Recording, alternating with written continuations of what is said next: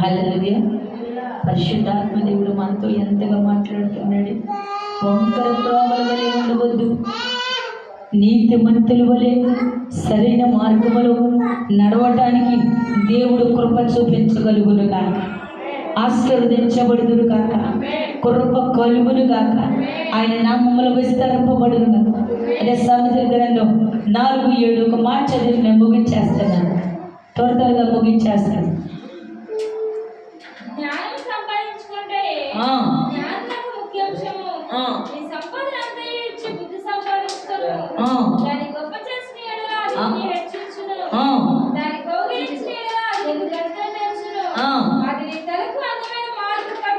నీ తలకి అందమైన మాలిని కట్టును, ప్రకాశమైన కిరీటము నీకు దయచేయును. నా కుమారుడా, నువ్వు ఆలకించి దేవుని స్తోత్రం. ఎందుకంటే మనం ఆలకించబడాలి, దేవుని మాటని మనం అనుసరించాలి, దేవుని కృపని మనం ఆస్వాదించాలి. దేవుని స్తోత్రం. హల్లెలూయా, హల్లెలూయా. ప్రతి రాత్రి కూడా మరి నేను 7 గంటలు కన్నాను, సమయం కుదరట్లా. ఎందుకంటే మన సేవలోకి వచ్చిన కానీ 8 గంటలకే స్టార్టింగ్ ప్రేయరు, మధ్యలో 7:30 గంటలు కన్నాను నిద్రపడి వస్తారని. అయినా సరే అదే క్రమం, అదే 8 గంటలు అవుతుంది. దయచేసి ప్రతి రాత్రి 7:30 గంటలకే హాజరవుదురుగాక. ప్రతి రాత్రి కూడా యేసుని కన్నిటితో అడగండి, ఆయన ఇచ్చే ఈవులు మీరు పొందుకుందురుగాక. హల్లెలూయా. అందుకనే కీర్తనలో మొట్టమొదటిగా ఏమని రాయబడిందండి? చదవబడిన వాక్యములోనే మొట్టమొదటి మాట ఉంటుంది, చదువునారు ఒకసారి. ఆ ఒక్క మాట చాలు. యెహోవా యందు నమ్మిక ఉంచిన వారు కదలక నిత్యము సియోను కొండవలె ఉందురు. దేవుని స్తోత్రం. హల్లెలూయా. మొట్టమొదటిగా దేవుని మీద నమ్మకం వచ్చాలి. ఆ నమ్మకం అనేది లేకపోతే మనం దేవునిలో ఉజ్జరింపబడలేము. ఎందుకంటే నేను ఒక మాట చెప్పి ముగించేస్తాను. అయ్యా, నేను ఈ పని చేస్తున్నాను, ఈ పని సఫలమైందని నేను నమ్ముచున్నాను, ఇది నీ మీదే భారీ వేసి పరిగెడుతున్నానని ఆ నమ్మకం నీలో కలిగితే నీవు అనుకున్న కార్యములన్నీ నా దేవుడు సఫలపరచగలుగునుగా. ఆ నమ్మిక నీలో కలగాలి, విశ్వాసం నీలో కలగాలి. నీవెప్పుడైతే బలమైన విశ్వాసంతో ముందడుగు వేస్తావో నా దేవుడు ఆ విజయములో నిన్ను పరిగెత్తించే వ్యక్తిగా నిలబెట్టిద్దురుగాక. ఆమేన్. కృంగిపోతున్నావా? నా జీవితం మారదనుకుంటున్నావా? నా బ్రతికి ఇంతే అనుకుంటున్నావా? ఇక నా స్థితి ముందుకు వెళ్ళదనుకుంటున్నావా? నా పిల్లల పరిస్థితి మారదనుకుంటున్నావా? నా పిల్లల పరిస్థితికి ఇంతే అనుకుంటున్నావా? కానీ నా దేవుడు నీ కుటుంబంలో అడుగు పెడతాం ప్రారంభిస్తే నీ కుటుంబం ప్రతి ఒక్క పరిస్థితులు కూడా నా దేవుడు మార్చివేస్తునుగా. హల్లెలూయా. చాలా మంది గొప్ప గొప్ప సాక్ష్యాలు ఇస్తున్నారు. ఇదేనా భయంకరంగా ఎక్కడ చిన్న మిస్టేక్ వచ్చిన సేవకులు పట్టుకుంటున్నారు, ఎంత భయంకరంగా మాట్లాడుతున్నారు సేవకులు మిస్సులు. హల్లెలూయా. నేను ఎప్పుడు చూడాలి రాత్రి గారి సభలో మాట చూస్తే నా కళ్ళపడి నీళ్ళు వచ్చి, అయ్యో, ఎందుకంటే ఒక్క సేవకుడిని సేవకురాలన్నా అందరికీ ఉరితేస్తుంది. చాలా భయంకరమైన స్థితిలో మాట్లాడుతూ ఉన్నారు. చాలా భయంకరంగా, అంటే హిందువులు సేవకులు క్రైస్తవులు ఎక్కడ మిస్టేక్ వస్తుందని చూస్తూ ఉన్నారు.